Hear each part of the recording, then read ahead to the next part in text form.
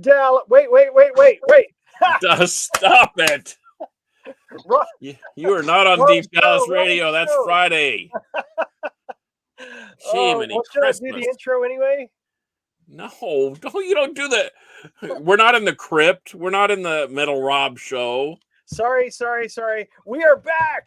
It is episode 163 of the Metal Roundtable. I am Metal Rob, and with me, as always, is the great Carcass John. Are we in the crypt? Are we on the Metal Rob show? Where are we? This traitor right here. See what he did? Look at that. See that right there? Overtime. You guys are. This is a conspiracy. It is a conspiracy. So I almost did the intro to the Metal Rob show. We'll Every Friday from 5 to 6 p.m. only on Deep Dallas Radio, followed by The Crypt featuring Carcass John, also exclusively on Deep Dallas Radio. Cool. So pull up your Live 365 app, pull up your TuneIn app, pull up your Apple Radio app, and check us out. Or just Friday. Google it, and you can go right to it and listen to whatever you want. Yeah, enjoy. Hey, all right, look at here, Mark Chaos Massacre from Australia. Okay, Damien Hair Metal. Okay, so who was it? Okay, I'm going to screw up the name, and I apologize. Who was it that was coming on and just teeing us up with stories and laughs? I miss that. We need you back. Please come back. I need to go back and look. Because I'm not remembering the name off the top of my head. I'm looking right now. Let's see if I can find it. Okay, because we need that dude back because he was our Mitch Hedberg.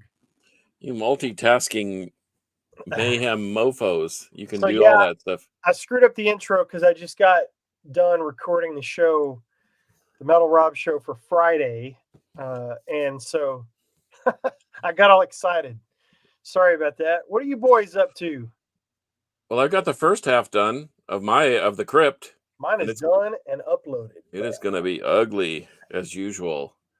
And we could probably get you a show if you wanted.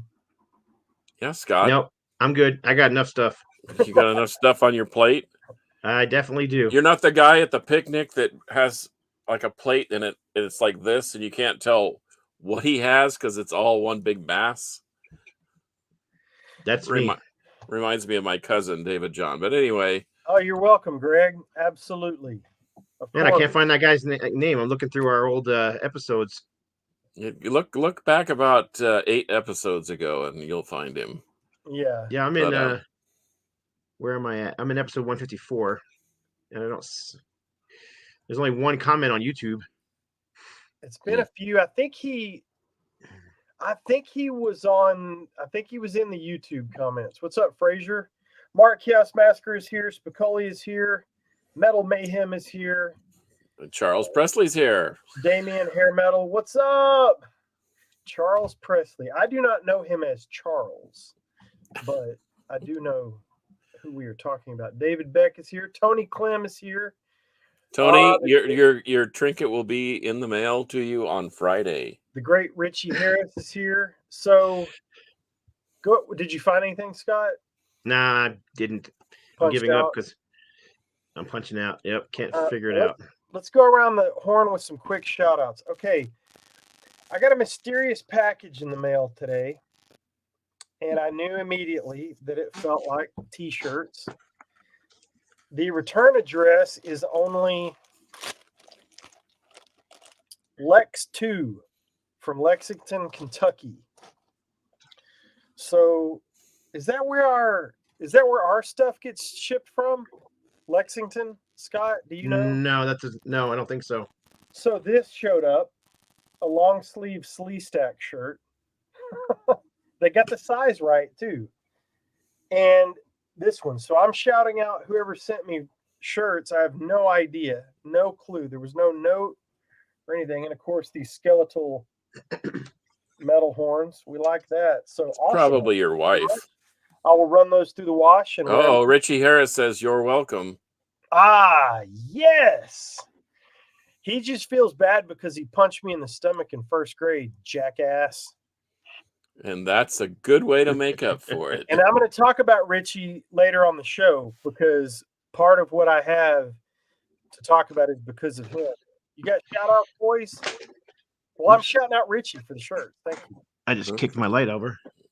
I don't know. I'll shout out Stranglewire from North Belfast, Ireland.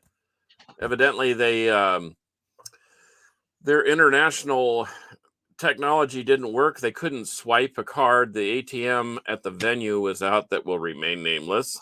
And I felt bad that because I wanted to support them. I mean, they came all the way from Ireland to play a show in Texas. Good grief. And so I felt bad. So I said, well, hey, what are you guys drinking? And they didn't know. And so I thought I would get them a beverage that they can't get in Ireland. So I did.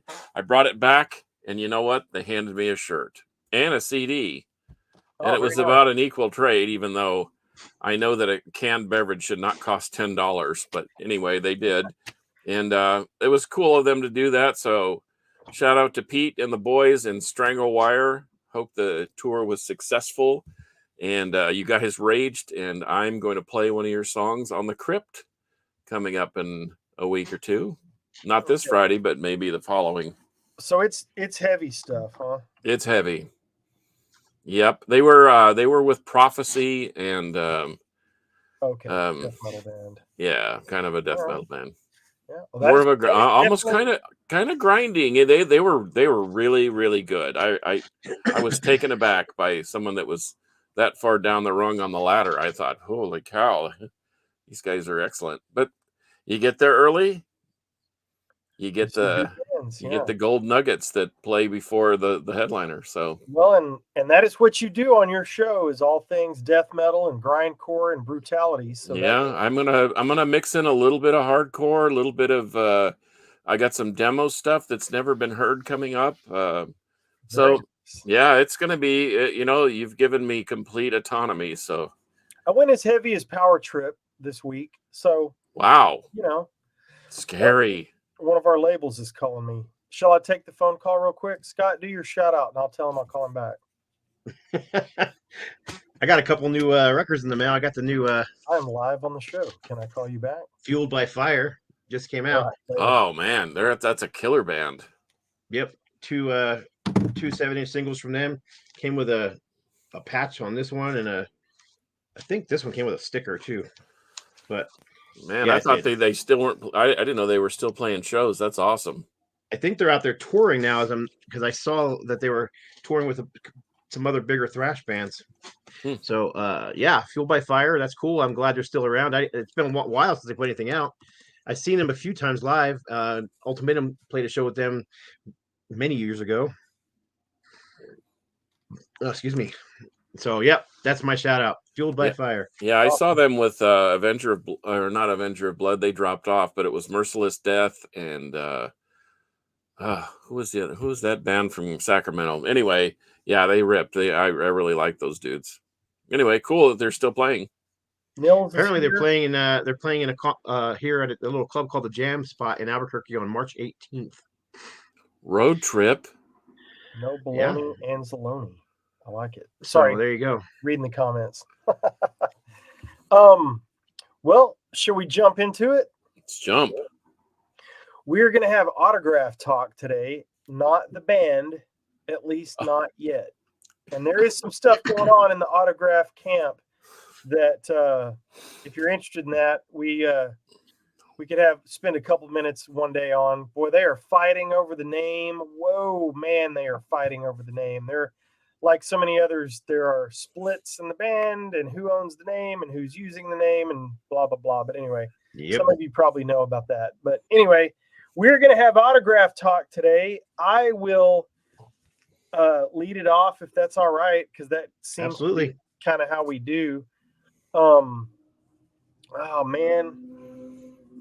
Well, there are so many in the room here. That sounds like a brag. I don't mean for it to be. Yeah. No, I was going to say this. I was going to say the same thing. I mean, it's too bad I don't have a mobile camera. Yeah, I don't even know how to narrow it down because, Carcass, you and I, we run into Rick Perry. We've got his autograph on stuff, and No Life Till Metal, reissued the Gamma side, so we got autograph posters out of the deal. And even though he's a friend, you've known him a whole lot longer than I have. It's still cool to have, I love having that. Sure. And I've got, John Perez over at Born Late. When I got to know him, I took a record over there and got him to sign it, and that was really cool. And so we've run into so many people, and thanks to you, if I can, that is an autographed Daryl Lance Abbott picture that the Carcass gave me. And right there is a signed Lynch Mob with Oni Logan and George Lynch and Sean McNabb, the bass player. Hey, So I was going to say a little story about that dime bag. You notice he's not playing his signature guitar. Correct. And that was at the Damage Plan CD release party. So it was after the Pantera thing. He's not playing his signature guitar, and it is signed. And that was one of my rare moments of benevolence. But you know what? So, and like you said, like Rod Stewart says, every picture tells a story. Yep. And you put an autograph on it, and then the story gets bigger and more mysterious. But anyway, I digress. Yeah, I appreciate that. It's right here next to my desk. I see it every day. The Lynch Mob one was just a run of the mill, go to the merch table, and the guys are there, and I got them to sign my poster, which is really cool. But the one I'll tell a story about first is, and I got this one probably, I'm guessing in 92, 93, maybe. I can't remember. That is Bruce Kulick from Kiss. I got him to sign this at a guitar show a billion years ago. And Chris Manning and I were there. Chris Manning, also from the No Life Till Metal label. New album coming out this year, by the way. So Chris has collaborated with Bruce. And Bruce played a solo on his previous album and is also playing a little bit on his new album. But 30 years ago, when Chris and I were first friends, we went to this guitar show, and man, we dogged his trail. We followed him around like a couple of nervous pups until he stopped long enough for us to get a picture and get an autograph, and we were scared to death. And now both of us have talked to him and met him and stuff, and we've told him that story, and he thought it was funny. But at the time, he was very nice, but he tolerated us. He was guitar shopping, and he did not want to deal with our dumbasses, but he did very kindly. So that was kind of a funny little story of getting that. And it's on a rock card, which I only have a couple. I've got another rock card with Scott Dalhover from Dangerous Toys. He signed it for me. So do not eye roll. What did I see you? I did not know who that was. I'm sorry. I did. I mean, if you say Andy Timmons of Dangerous Toys, never mind. Jason McMaster. No, Andy Timmons is up there, and that's a different story. How about you, dude? Bring us one. Me? Gary Ireton is here. Donnell Blair is here. Papa Wayne is here. Well, I'm going to get the elephant in the room out of the way. Do it. Osric Tentacles autographs. As you know, he goes through lots and lots of members, and this just happens to be. This was probably early 2000s with Zia and Rad and Seaweed. Anyway, this is a fan club thing. As you can see, I'm an official member of the Osric Tentacles fan club. Ostrich Testicles. This is the first Osric Tentacles album I ever heard, and it made me want to buy their stuff. And so I did, but I bought Strangitude because Chuck Roast at Vinyl Edge didn't have this one in stock. But when I bought it, look what was inside. A flyer from the club that they recorded this thing at, and it was signed by all the members of that particular deal. So this is a real keepsake for me. It may not be for you, but guess what? You're not me. So there you go. Well, hey, I did encourage you to show that. So you did. I played into our bit. So I thought, first of all, why do we get people to sign our stuff? And I just like to meet with the dudes, you know what I mean? Mm-hmm. And hang out and talk to them. They don't necessarily have to sign anything with me. And I've got a whole stack of records here.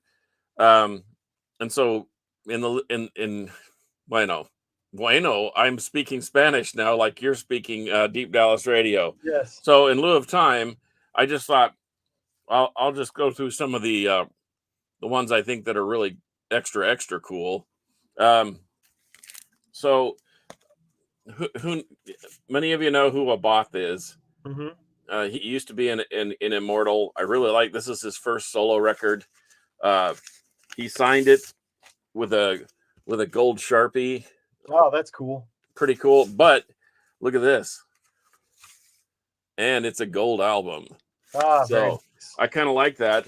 And what's even harder to do than get Abath, he's a little more accessible, but to get all three members, and this is my favorite, one of my favorite albums, Sons of Northern Darkness, but it's got Horg and Abath, and I want to say it's Demon Oz, but I know it's not Demon Oz on this record. But so anyway, I've got autograph as well, Rob. But and like you, sometimes I pick up stuff at an estate sale. Well, Rob Whitlock. here is a Louis Armstrong record with Oscar Peterson, and since my mom is a well-accomplished pianist, I know who Oscar Peterson is, so I was attracted by the Oscar Peterson stuff. But look, Louis Armstrong signed this record, and I thought that's really cool. Now, I didn't meet Louis Armstrong, but I thought, and I had it authenticated, and sure enough, there it is. Sometimes you got to dig deep. That's right. And I was looking at this album, and I thought, well, I bought it because it was a promo pressing. But if you zoom in, shit. Eric Singer signed this with a ballpoint pen. Didn't even know it till I got it home. Bro. So I thought that was kind of fun. You know, Schmear from Destruction and Mikey. I like those dudes. Exhumed, one of my favorite bands. They all signed it with some craziness. Exodus, the Rob Dukes lineup, signed this one, and I dig this album. Here's a funny one, Rob, and you'll probably really like this story. So it's got Larry Berrigan, and it's got another guy named Bill Lionel. Who's that? Does anybody know who Bill Lionel is? I know who that is. Did Bill Lionel sign it? Bill Lionel signed it. As Bill Lionel? As Bill Lionel. Wow. Rules. So I've had that album for a long time. I bought it new, and I thought you guys would get a kick out of that. I think that's awesome that you have it signed as Bill Lionel. Yeah, pretty cool. Here's another rare bird.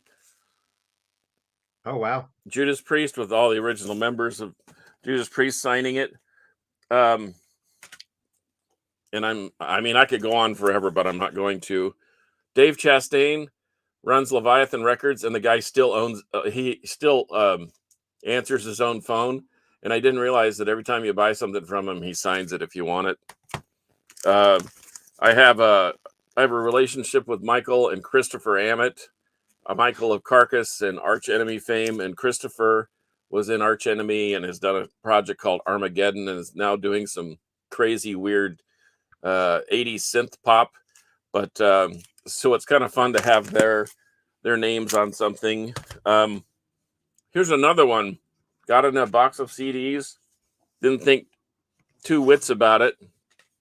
Then I got it home, and I noticed this is Rigor Mortis Against the World, which is or Against the Earth, and this is kind of a rare bird. It's a promo, but it's signed by Mike Scascia and Hardin Harrison. Oh, wow. So, and we all know the story of Mike. He's been gone from us for a while now, and I don't know, to find anything signed by him. I don't know if you can see behind me, but I'll show that later. Right. Autographs always seem to mean more when the person's not around. Yeah. I don't have them, because that's why I gave you the dime bag one. I mean, I met the guy, I know the guy, he bought some stuff from me. But I know that it means a lot to you too. So, there you go. And you're not going to be able to get one ever again. the thing I regret about I have a regretful moment about Daryl, and I had all 4 of the original Independent albums fully autographed by all 4 members, and I sold it. Oh, Scott, what you got? I don't have any autographs. come on, man.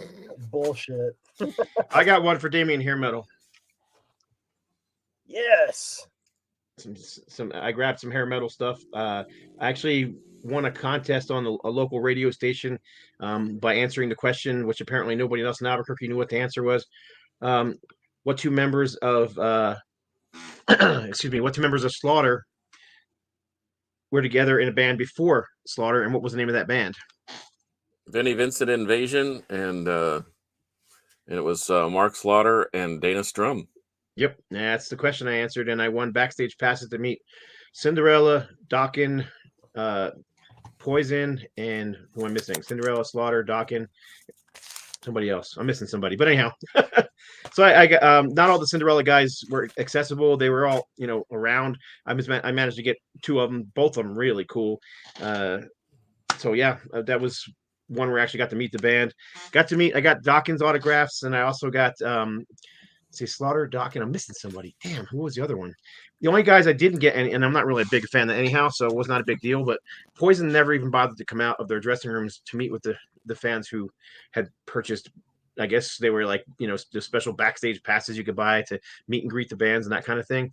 They didn't bother. So that was kind of lame. But Vinnie Vincent Invasion, I got my Vinnie Vincent Invasion CD signed by a couple of the guys in Slaughter. And I think I was the only person there with a Vinnie Vincent Invasion CD. And Mark Slaughter was so cool about it. He was like, man, you've been with us for a while. And I'm like, yeah, since the beginning. Didn't tell him that I didn't like Slaughter at first, but I loved Vinnie Vincent Invasion because I was such a huge Kiss fan. But then Slaughter came around, and my first exposure to Slaughter was, that was a Fly to the Rainbow song. I'm like, Fly to the Angels, yeah. Angels, yeah. There you go. Fly to the Angels, Fly to the Rainbow, that's Scorpions. Anyhow, so but then I saw them opening up for Ted Nugent. They were freaking fantastic, man. They were great live, and they sounded good. The songs were heavy, and I became a Slaughter fanatic after that. So anyhow, yeah, I got a pile of I pulled a lot of CDs and just a few records and a couple other things. But how about sticking with the hair metal Tesla? Nice. This one's kind of a cool one because it's their 2 CD all covers album, which I really think they did a great job on. I saw them on this tour. Excuse me. Got an annoying cough that won't go away. But I bought the album as a new release. It only came with one of the CDs and an empty pocket for the second CD, which is annoying if you ask me. But it was a good marketing ploy because the only way you can get the second CD was to go see the band live, go to the merch table and ask for it, and they would give it to you for free. So, of course, I had to see them on this tour because I had to. How could I not? Right. And then like on that same tour, they did a record, not a guitar clinic. So the 2 guitar players were there, and I got to meet them, and therefore it's signed by the 2 guitar players. So I thought that was pretty fun, cool. Pretty cool. And this is actually one of my favorite Tesla records. They did some great covers on here and did a good job of it too. So should I keep going? Well, yeah, I was going to say, speaking of twin guitar players or two great guitar players, how about that? Uli John Roth and Michael Schenker. Dang. And it was funny because Uli John was sitting there by himself reading a book. Michael Schenker had, of course, a big line. This was at the Sunken Gardens in San Antonio. Maybe even Fraser Dawson might remember that one, but it was Montrose, Uli John, Michael Schenker, and Legs Diamond. And anyway, there's a band you don't hear very much anymore. Schenker said, I only sign one thing. So I had a stack of records, so I would go visit Uli John and get something else signed and then go back and get in the Michael Schenker line before he realized that I had been in line about 4 times. And he got mad at me and and refused to sign anything more. But I don't know. I kind of dig that with the 2 guys on there. And that's cool. Speaking of the Michael Schenker thing, can I see that one again? Sure. I need to make my screen bigger so I can actually see it. So did he sign it Oh yeah, so he gave you the full signature. That's cool. Yeah. So I've probably got like 15 or 20 Yuli Roth signatures, including this one here. But if he's in a hurry and he doesn't really know you, that's how he signs it. That's Yeah. the quick way. It's just the initials ULR. I have a bunch of stuff from him that's also signed like that, where he signs his full name. Well, I had about 15 minutes of solo time with him because nobody basically was giving him the time of day. But here's another cool one. That's the same thing. That's my story too. But I got cool. Klaus's Wow. autograph, and anyway, and when they include picks, like especially the guitar players, I got a couple of picks that I just throw in there for fun. But I'm gonna get that from you. You are? Oh well. Yeah, you'll get be your dead checkbook out. You'll be dead soon. I'll come get it. Okay, sure. I'll make sure that's on the top of the list, top of mind. Anyway, you said Twin Guitar Attack, and I just thought, well, I mean, Schenker and Roth, that was pretty heavy duty. Yeah, no doubt. And I've met Uli Jon Roth 3 times, and every time I've met him, I had him sign stuff. But the very first time I met him, and I don't know, I'll keep the story short because I think I told it before. But they was playing on the LA Strip with Michael Schenker. Both of them were doing signings afterwards, so I wanted to meet both of them. I had a silver Sharpie with me, and I brought my records up and asked Uli to sign it. And he signs the first one. He's like, "Oh, I like this pen. This is cool." And he signs all my stuff. He goes, "Do you mind if I use this to sign autographs?" And I said, "No, go ahead. You keep it." I didn't, just a pen. I don't care. He's like, no. You come here. So he had me come behind the table and stand next to him. And he sat there and told me stories the whole time while he was signing everybody else's autographs with my silver pen. So I never got to meet Schenker because I sat and spent, I don't know, 40 minutes hanging out with Uli. Yeah, That's bummer, awesome. huh? Gotta do what you gotta do, right? Yeah. And the funny thing is when I met him the second time, he was signing autographs again, and I was in a big line of people that paid for the after show thing or before show thing, and I was like 3rd or 4th in line, and I bring my stuff up, and I had the show poster from that day, have him sign it, and he starts signing it, and I said, "Hi, good to see you again, Uli." And he looks up and he goes, "Oh," he goes, "I remember you." And I still have the poster. I was going to get it, but it's so huge. He actually signed all 3 dates of shows that I've seen and met him on, without me telling him what shows and dates I met him on. That is a memory. Yeah. Because I could never do that. He literally knew 2 California shows and an Albuquerque show, and he wrote them all on the things and the dates. I was like, damn, that's a memory. So anyhow, shall I keep going? Sorry. Yeah, you're good. You're good. I keep getting urgent messages. Oh, that's Molly cool. Hatchet. Yeah. Now, this was a fun one because I went to see Molly Hatchet. They were playing the state fair, and I got there early. And my wife and I were there really early. We were the only 2 people there. And so we watched them do their, they went out, they set up their equipment, and they went out there and they did their sound check. Nobody said a word to us. So we stood there in front of the stage. And now Dave Flubeck was still alive at the time, the founding member of Molly Hatchet and the only original member at this point. And he's giving me the stink eye, man. He is watching me and watching me and watching me. And I was like, what's going on? So anyhow, no big deal. So after the shows, he goes on, and the whole show, I can see him like watching me, and he points at me a few times. And my wife's like, "What's the deal?" I'm like, "I don't know. Maybe I pissed him off." So, and after right as soon as the show ends, I'm gonna stick around, see if I can meet the guys or not. So one of the roadies comes down into the stage, in front of the stage. He says, "Hey, Dave wants to talk to you. Can you stick around after the show?" He says, "We have meet and greets." He goes, "I can't bring you in for that, but after that, he goes, if you stick around, he wants to come out and talk to you." Sure. So I stuck around for about an hour after the show and got to sit there and talk with the entire band. I got to meet the whole band, including Dave. And Dave's like, he goes, "I'm sorry I was staring at you so much." He goes, "Well, man," he goes, "you were the spitting image of one of my best friends." And I'm like, "Who passed away?" I'm like, "Oh yeah, who's that?" And it's the singer from Skynyrd. So, oh wow. He goes, "Man, you could fit right in that family." So anyhow, I ended up taking pictures with him and talking to him. But I was the only person who backstage or there who actually brought the album that they all played on that tour that they were touring on, which is this one. Everybody else was bringing, Flirting with Disaster and the first album, and it's like, okay, that's fine, but there's only one guy who played on those albums in the band. Yeah, you got to bring the right thing always. So that alone seemed to impress them enough that guitar player actually signed a couple nice. I got more than one CD signed. He actually signed, not just put his name on there, but nice messages and stuff. You know what I mean? Yeah, that's cool. So, and this one actually says, To Scott from Dave Lubeck, which I thought was kind of cool. So speaking of that, do you like them to personalize it, or do you like them just to sign? I like personalized because Mhm. I'm not buying them to Yep. resell them. I'm buying them because I'm a fan. Because like I have all my Napalm Death stuff pretty much signed, just about every album that I have on vinyl, and they all took time to say to ask my name and to sign it with my name on it. So I don't know. I think that just personalizes it even better and makes it even more of a keepsake. Yeah, I Hey, saw Napalm Death opening up for Creator, and I got him to sign this one. Hey, speaking of heavy, how about this? There you go. Wow, Ernest Tubb, baby. that's awesome. Sincerely, Ernest Tubb, not just Ernest Tubb. I'm talking about seriousness. He meant it. He was not He kidding around. meant it. So I'll keep going. Toxic Holocaust, every piece that I have from him, even yes, I have multiple copies of this. Yes, I have multiple copies of the first, the second, I have all of his albums. I have multiple copies, and Joel is always accommodating, and he always signs if you ask him. I want to show you one thing that is not a record.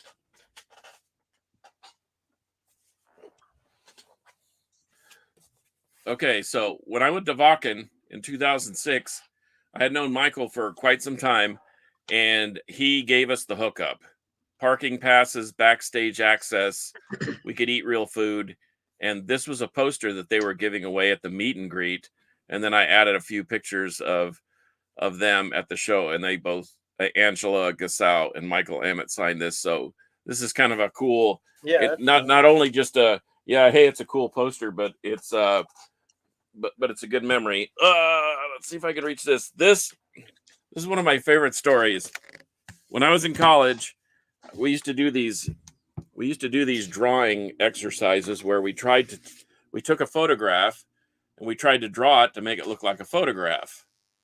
Well, this is Rudy Sarzo of Quiet Riot fame. He also played in Yngwie Malmsteen. This is a picture of him at the US Festival that I took that he eventually signed. But I thought, how cool would it be if Rudy signed this? So there was a huge CD warehouse in Plano or Frisco. Do you remember that, Rob? That was up there at it was at 121 in Preston. Exactly. Yep, they used to do meet and greets all the time. Yeah, Yngwie was doing a meet and greet there, and Yngwie said, "I will only sign my new record and one other item." And so I walk up there with 3 items. This was rolled up in a tube. And he says, "I'm sorry, I'm not going to sign that." And I said, "No problem, Yngwie. This is not for you." And then I rolled this picture out in front of Rudy Sarzo, and I thought he was going to start to cry. But anyway, he signed it for me, and then I showed him the picture of that, and then he signed that too. So that was a cool memory also. And it sort of dissed Yngwie, which we all know that he needs to be down a few pegs on the ego. on the ego system, not the ecosystem. Yeah. Anyway, that's one of my favorite memories. And I've got more stuff. I'll show one. Let me share one real quick. Okay. Rob's only shown one so far. That's okay. That's all We're good. on fire. No, your stuff, the stuff y'all have is way better than mine, and mine is all hanging on the walls. So, I got a lot of stuff hanging on the walls too. So I just grabbed a few because I was up against it before the show. So one of my favorite pieces over there framed that I keep wanting. I should take it down and show that one, but maybe I will. So this is a ticket stub, and it says, it's Great White, Adler's Appetite, LA Guns. I do not think that Adler's Appetite was at this show. I don't remember them at all, unless I was late and missed them. But I do remember Great White. They were great. LA Guns was great, but I didn't have anything. I didn't really plan on getting anything signed or whatever, but after the show, the LA Guns guys were at the merch table, which was surprising to me in this little club. So I know some bands do that and some don't, but I'd never even been close to LA Guns other than watching them play. And so I go over there and I station Audrey to where she can take a picture, because I want to try to quickly snap a picture with them if I can. And the only thing I had is I just got them to sign our ticket stubs. That's Phil Lewis and Steve Riley, the drummer. So they get done and we wait around and they come out from behind the table. And I said, hey, Phil, can I get a picture with you? And he said, absolutely, mate. So I stand there and I, do the old arm around the shoulder or whatever. Audrey is literally right in front of us with her phone. And Phil Lewis is going, where's the camera? Where's the camera? And he's looking at me like, where's the camera? And I'm like, it's right there. I mean, she could not have been more right in front of us. So now every time we play LA Guns in the car, Audrey starts saying, where's the camera? and Steve Riley was just like, he was out of there. So I didn't even try to get a picture with him. I'll show one more real quick because I know you guys have got a lot of cool shit, and I might go grab a couple off the wall. So this is where I'm going to shout out Richie again. So Richie barbecues for some of the bands that come through town. He'll reach out and correspond with them, and he set up catering for some bands. We catered for Armored Satan recently. They signed our books and our CD booklets, and they gave us some cool shit, which is really awesome. They were nice. But the first one that we did together was for Tim Owens and the Cage guys. Tim Owens was doing a solo thing, and the guys from Cage were there and some other bands. But what I brought to get signed was the Priest Live in London CD. And he graciously signed Jugulator and Demolition and Live 98. I had 4 or 5 things, and he was super cool about it because we were all hanging out eating together. But at this point, we were done eating and all that, and I said, hey, man, I don't want to be awkward, but would you sign these 4 or 5 CD booklets and this DVD for me? And he said, absolutely. And while he was signing this, and I just said, you saved Judas Priest. And he just got this huge grin on his face and signed my stuff and pushed it back across the table. And he was laughing and just patting me on the shoulder, just giggling. So it was really cool to hang out with him. He's a super, super nice, humble guy. But this DVD is kind of hard to find. I've got another sealed copy sitting over there. And so that's one of my coolest ones that I've got. You guys go ahead and I'll wrangle up a couple other things. You said something about being awkward signing autographs, and I heard a story from Eric Carr from Kiss, and he went to I don't know, go to those guys to try out to be in the band, and he took one of his Kiss records with him, and after he was done with his what do you call it when you try out for a band? Audition. When he was done with his audition, he had Kiss sign his record. And I guess the band questioned him on it. Why, you're gonna be in the band, or you might be in the band. Why haven't I signed the record? And he said, he goes, I may never see you guys again. He goes, this might be the only time I ever get a chance. And he's like, so I'm gonna have you sign it. And so they did. They signed his record for him. I guess it was just Paul and Gene that were. I don't think Ace was there. But anyhow, it doesn't matter. So I was like, you know what? That is really actually right on, because I had a chance to meet Eric Carr once, and he was on the beach in New Jersey walking with his girlfriend, and I didn't want to bother him because he was walking with his girlfriend. What the heck, man? I should have walked up and just said hi and shook his hand, even if I didn't get an autograph, But anyhow, so when I joined the band Vengeance Rising back in 2004, and we were doing they were doing a DVD, and I was singing for him. I brought a bunch of my Vengeance stuff and had him sign it, and they all thought it was hilarious. So I have a picture autographed by the band, and the drummer wrote on there, "To Scott the Replacement" or something like that. But then they asked me the same question, about why would I want to have them sign it when they're just a bunch of guys in a band? And I'm like, dude, I've been a fan since I was a kid, and I was like, may never get to see you guys again. So anyhow, I'm never afraid to ask for autographs anymore from anybody. So I mean, as long as you're not being a pest, just Right. ask, hey, nice to meet you. I love your music. And but anyhow, I thought I'd show this thing. I just went and grabbed this thing off the wall. Oh man, I love that. That's a killer. So this was stapled, and there's still, you can see the staple holes in there. It was stapled onto a telephone pole in Indiana, I believe, outside the Star Plaza Theater. And they took a bunch of them down, and they had Ted Nugent sign one day and Alice Cooper sign the other day, the two of different shows. And then the place went out of business. But this was actually, I wish I would have had got this signed, but this was actually purchased from one of those expensive, online bid to win kind of, not eBay, but one of those auction places where they give you the, the, I don't know, Rockstar auctions. So, but a buddy of mine, it used to hang on his wall, but he passed away, and this made it into my collection. So, it's pretty freaking awesome to have a autograph poster from Ted Nugent and Alice Cooper. Yeah. Hey, I was going to say, when people ask you, when not being afraid to ask for an autograph, in an awkward kind of way, I remember when War Beast, which is remnants of Gamacide and whatever, and rigor mortis and what have you, including Bruce Corbett, the late and great Bruce Corbett, Scott Shelby, and Rick Perry. That first album, or the albums that they put out, were all on Housecore Records, which was headed up by Phil Anselmo.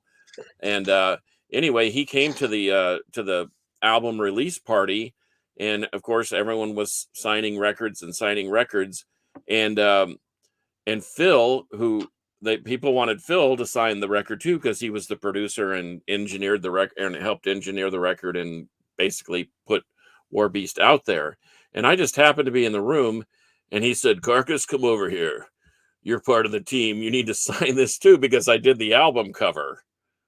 So you want to talk about an awkward moment? What are you going to tell Phil? No, I'm not going to sign that. And he said, "Here, right. just sign this next to my name." So, all the band members signed. Phil Anselmo signed by the producer thing, and where it said "Art by Carcass John," I just signed by his name. And I must have signed, I don't know, 40 times. I don't know. I don't remember, but I just remember it being extremely awkward because I'm not used to signing autographs. Yeah. Scott, you were in a band. Rob, you were in a band, so I'm sure you signed several, but I did a couple. It was always very weird to me, and it mostly happened. The funny thing is, it mostly happened in my garage band, demo days a million years ago in the we were awful, but we had tapes, man, and people wanted them signed, and we did. But it's been weird to me because I'm just some jackass on a YouTube show. Hey, I signed as Steven Seagal once for an elderly couple in the Salt Lake City airport. I think I've told you that. This was before all the facial hair and so forth, and I just didn't want to disappoint them, and they were insisting. But anyway. Sorry, I apologize. I'm trying to get through some of the comments because we're going to end up running out of time here in a few minutes. So I'm trying to show some of these, and then I want to reference a few of them. I've got two bombshells, I think. Okay. And then we're done. Then I'm done. I got a pile here I could show still. So yeah, I met Vixen and got them to sign an 8x10. I just met them at a meet and greet. That was very yes, he did. He did meet Vixen. They were so freaking nice. I have met Nigel from Saxon, but in an unrelated occurrence, Richie also sent me a fully autographed Saxon 8x10, which is cool. I think this is pretty cool. The second Tiger Tales album, fully signed. You can't get that. Choir Boys. That's fucking amazing. Okay, you just go ahead and be amazed. And scoff at my Osric Tentacles love. Yeah, I'll be really quick. Let me get through these. And I've got two more to show. Which one do you want that you haven't got? Honestly, Frazier, I don't seek them out anymore. Working with some of these dudes, and I don't know many people. I don't mean it like that, but sometimes it makes it weird, especially if you know them. If it's just a band that I'm doing a meet and greet or I don't know them, yeah, I'll get an autograph. But typically, if it's somebody I worked with or worked on their album, I'll just get a picture with them, or maybe just not even hassle them for anything at all. One that I regret not getting, even though we got to do the interview, was I regret not getting Eric Wagner because he passed away a couple weeks after I interviewed him. So that sucked. You signed mine, TJ, but I don't remember if you put my name on it or not. This is badass. Yeah. That is really badass. Mhm. Well, Carcass has been collecting 40 years longer. That's right. Let me just get a picture of Slash. That's awesome. Oh, this is true. I'll post up the picture on my Facebook again one day. Oh, shit. Okay, Rusty, I need you to be quiet. I'm going to delete your comment. I don't need anybody knowing about that. Uh-oh. I don't know what a TRO is. Oh, temporary restraining order. That is not true. That is not true. They were very nice, and I was very nice to them, and I stayed at arm's length. They're very nice ladies. Hopefully Wait, the creator show Brit will do it. Lightning? The guitarist of Vixen. Oh, He's trying to get me in trouble. Let's see. Got Black Fingers. That's cool. Delirious Nomad. I got Delirious Nomad signed by those guys, except for John Bush. You didn't get David Pritchard though, Nope. because he died a long time ago. Yep. So I'll show two real quick because yeah, I know you guys have a stack. These will be really fast. So I think I've told this story before on the show, but I'm not sure. So a billion years ago, at another guitar show, different guitar show, I met Mark Wood, and he signed. At the time, I had like Guitar Wood. Player magazine hats they were giving away as promo, and he signed it on the bill. Rob Well, I said Wood. lost that over the years and didn't have it anymore, but I did get a picture with him. And so he came to McKinney to play for one of the high schools here because he still does his electric violin thing, but he also does these big performances with students.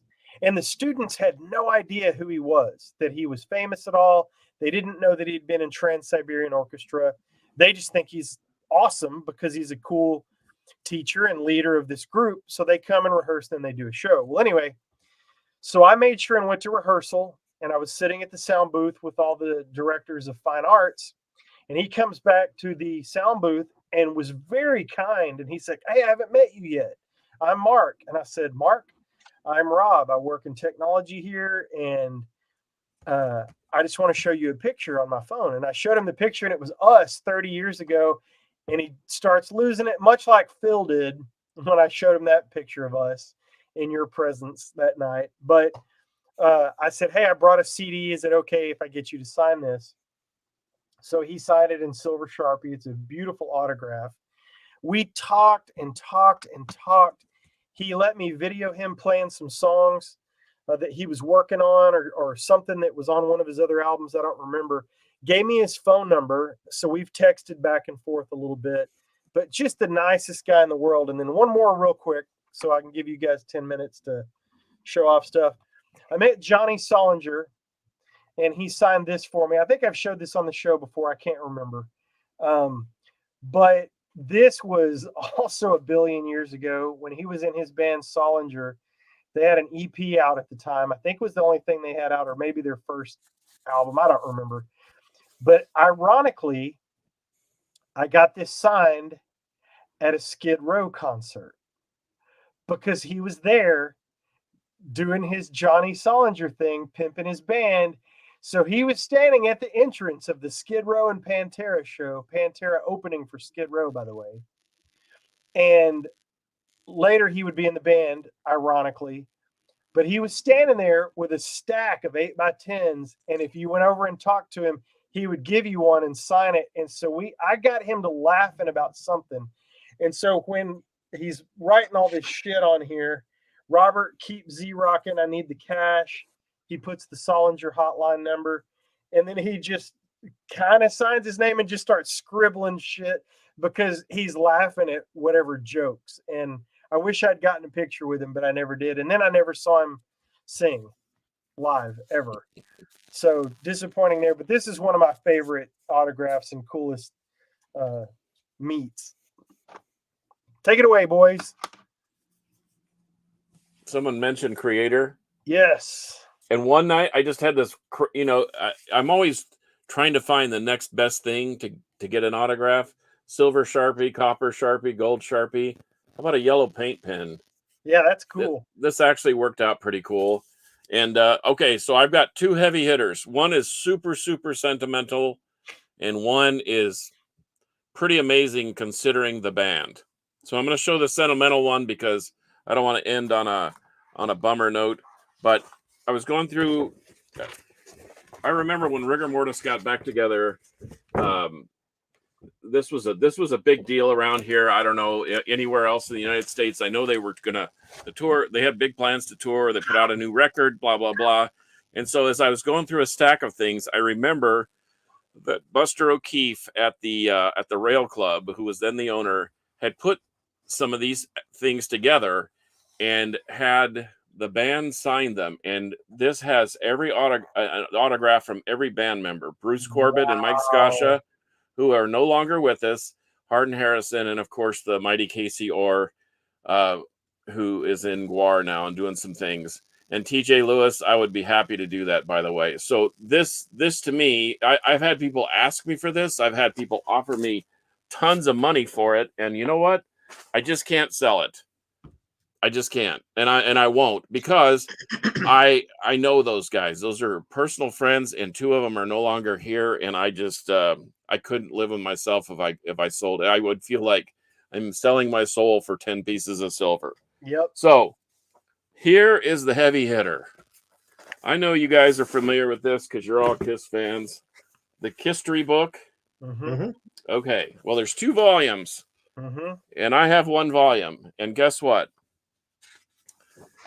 I have autographs from every member that has ever played in Kiss in this book. So try and get that, especially since we know that one of their players is no longer with us. So once again, two players no longer with us. That's right. And so people have offered me a ton of money for these, thousands of dollars or more. And once again, I guess I'm just not that. I hold there. These. What? Excuse me? I'll be there during your funeral. I'll be picking that up. Okay. Well, I'll put that on the list too. But I'm just saying, sometimes these things, it's kind of like I have this one of Kansas with Robbie Reinhardt and Rob Williams. Why those two? Because and when Robbie Reinhardt died, man, I shed a tear. These are people that I know, that these are. And you'll never be able to ask him for an autograph again. Right. And so why would I get rid of it? I just won't. So like I said, and I've got other stuff. You're aware of the Rob, you're aware of the Rob Halford one that I have upstairs. Yeah. We'll do a part 2 in a few months. We'll do a part 2. I just these things mean a lot to me because I got to interact with them. I am not an autographed hound like you. Like you said, I'm not an autographed hound. I don't. But you know what? When you're getting an autograph, they're interacting with you in a way that's a little more personal than just Len. Whatever. So hey. Anyway, Glenn Rogers just showed up. Oh yeah, I saw that. Hey, but if you're gonna fight, if you want to fight for the Kisstory book or the Rigor Mortis poster, you better bring it with both barrels, because it ain't happening. There's not going to be a fight. I'm a ninja. The minute the hearse leaves the church, I'm going to your house. As Bruce Lee says, even I'm not faster than a bullet. So anyway. But no, look, I have no problem giving it to somebody that will appreciate it. That's why you got the dime bag from me. Yeah, and I appreciate that. That's awesome. And I've thought of so many things I've let go that I shouldn't, but we'll do another show someday. Yeah, so Scott, bat cleanup for us. Yeah, I got tons of Ted Nugent stuff signed because I've met him so many times, and every time I meet him, I ask him for another one. He's always been really cool to me. I could tell you stories about him too. One was a record signing where we went in and they said you can only get the book signed and nothing else. and I had my son with me who was young, had long hair, a drummer. He didn't give a crap what they said. He signed all the crap anyhow. But anyhow, since Glenn's here, I pulled this one up. This is the Heretic box set. It has some new songs on it and a bunch of old stuff and live stuff. And it's signed obviously by the whole band, and including Glenn, whose signature is right there. So yeah, if we're gonna do a part 2, I'll hold on. Again, I got a ton of stuff. I'll just do a few things, but because We're headed towards an hour, so yeah, we're not gonna have enough time. So let me show a couple things. This is one I bought. I was at a record show, and I don't usually buy signature stuff like it's record shows and stuff like that, but I couldn't resist this one because it was signed to Scott. oh wow. Perfect. So it's a US pressing signed by, it looks like the entire band, and I can only make out some of the signatures. This is the one I can't make out up here, the one that says to Scott. But I did meet them. Is that Wolf Hoffman? Yeah, it looks like, I think that's Wolf. It could be Wolf Hoffman, but see, I've met them a few times, and I've got some other stuff signed by them. This is fully signed by them as well. Everybody but Udo, of course, because Udo wasn't in the band when I got to meet him this time around. But yeah, I can't. It's kind of hard to tell, but I thought that was a cool, find. But yeah, I got a crap load of CDs sitting here, and I'll just wait. But let me show you one more cool thing that I like because it's a personal thing for me. But this is the Rage Days: An Illustrated History of Heathen's Rage book, which you guys should have copies of this because I think I gave you both one. Yes, you did. But yeah, my copy is actually signed right there by vocalist Rob Warner, and then the guitar player whose picture's right there, who I'm still friends with some of these guys today, although they don't live anywhere near me. But it's also signed by the authors of the book, which is Chris Bade, I call him Chrissy Bade, and then me. So did I sign my own book? Sort of. I didn't sign it for myself. They asked me to sign a handful of them, and then they got them signed. They got this one signed for me because all those guys live on the East Coast. But they also got me pictures, which I thought was cool, of the guys signing my book. Oh, that's neat. Yeah, that's what I'm talking about. Yeah. I also have a picture. I also have a drawing and a album signed by Derek Riggs. The guy who did all the cool Iron Maiden ones. Yep. And, like I said, we could walk the house and just shine the camera on the wall. And well, that's one of my favorite stories, and I'll show it next time, but if you want to. But he signed my Iron Maiden record. It was the first album, and he signed it across the Iron Maiden logo. He put his signature on it, and he put his little symbol on it. And I didn't think anything of it. The guy behind me asks him, because he did the same thing on his Iron Maiden record. He goes, "Why do you sign the Iron Maiden? Why do you sign your name on the Iron Maiden logo?" And he goes, "Those guys always sign on my artwork. I'm signing on their logo." Yep. Yeah, he was a really sweet dude. I met him at the Metal Swap Meet and got some pictures. Super. Him and his wife are a crack up. I was at this Metal Swap Meet twice when he was working it, and both times we ended up working at the tables next to each other. So I got to know him pretty well, and they are funny, man. They will crack you up. Those two are they're just a hoot. Yeah. So anyhow, yeah, one more, and then we'll get going. But right. I have two of these. I have a bunch of drumsticks, but this one is kind of special because it's signed by Cliff Davies. Of course, I'm a huge Nugent fan. Cliff Davies played with Nugent basically from the end of the Amboy Dukes all the way up through his 80s stuff. He not only was he the drummer for Ted Nugent, but he was also the producer on a lot of those Ted Nugent records. But I contacted him just online and just told him how big a fan I was and whatnot. And I said, "Hey, I'd love to get a drumstick from you. Could I buy a drumstick from you?" And he's like, "No, you can't." He said, "But I'll tell you what, give me your address and I'll send you one." So not only did he send me one, but he sent me two brand new drumsticks, still with the little Vic Firth thing on there, and he signed them both. And then he passed away like maybe 6 months later. Wow, that's awesome. Not awesome that he died. No, but that he was so kind to, just no, you can't, you can, and just I've had a lot of artists do that to me, and I'll ask them for just right here. This is not signed, but the other day, we just worked on some stuff for Jag Panzer. Mm-hmm. And I got the guitar player who formed the band contacted me, and he was really happy with what we did. So I said, "Hey man, could I buy a guitar pick? Because I collect guitar picks, from bands." And he's like, "No, you can't." He goes, "Well, give me your address. I'll send you some." I don't know how well you're going to see this, but these are all awesome. different That's Jag cool. Panzer guitar picks. And he goes, and I put them in this little tin, and it got this little, you know, remember those little stash things that you put your stash in back in the day? The Yeah. Jag Panzer stash thing. You know, your guitar pick stash. That's what I'm talking Yeah, about. that's Oh. Yeah. So Anyway, anyhow, so yeah, I've met a lot of nice artists who just like, no, you can't buy that, but I'll send you one.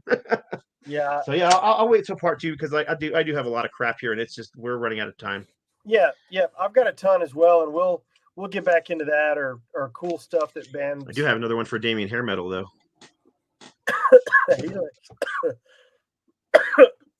I'm dying. We need to end the show. Before I don't die. get all choked up, man. There you go. It's Shit. Wow. Scott. Yeah, I got- Scott. Oh, One Helix? More Waters. That's funny. Oh, Richie.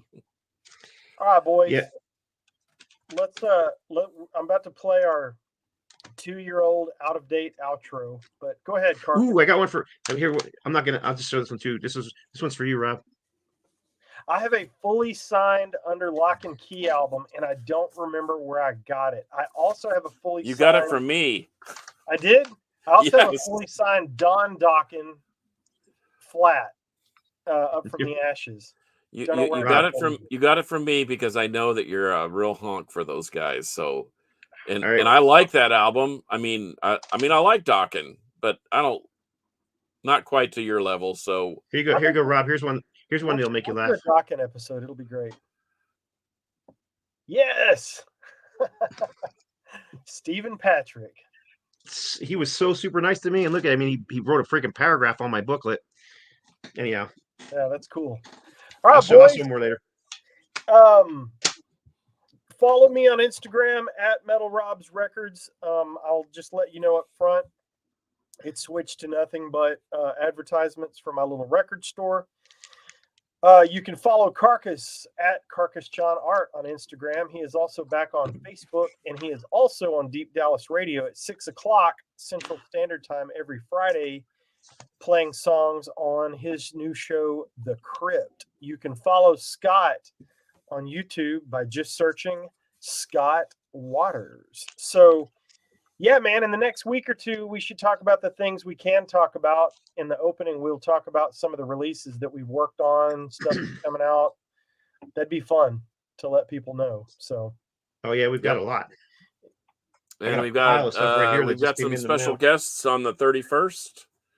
yes, we do. That would be Charles Sepulveda and the guys from Eat the Disease from H-Town. Eat the So, disease. Hey Rob, yeah. ready? Uh-oh. Some Carcass death metal's coming. Ah, yes. Wait. Do I have that yet? Oh, I Yeah. have that one. You're right, And Papa wait, Wayne. one more. Papa Wayne said that the Crypt needs to get a I little got heavier. that one too. Yeah, it's got the band photo on the back. You better buy one quick. So Yeah. Papa Wayne says the Crypt needs to get a little heavier, and it will. It will. Well, Trust man, me on that. If you think the Crypt needs to get heavier, you will not like my show. Hey man, Anyway, all right, you know boys. what? You know what, Rob? I have to just say, and let me interject. I appreciate the little plug so I could get in there on the action with the Yeah, Deep dude. Dallas Radio thing. It's fun, it's exciting, it's something new. But you were killing it last week. I actually listened to your show and I was like, man, this dude's bringing it with both barrels. I think he's afraid he's going to get knocked off the block here. Nope. It was a good mix, good dialogue, and man, you were playing some great music. Thanks, dude. I appreciate it. Yep, I checked out your show too, and I probably didn't know as many of the bands on your show as you might have known from mine, but I'm getting there. You know, it's good, and I look forward to talking to the dudes from Eat the Disease in a couple of weeks. So next week, I think, can we tease next week?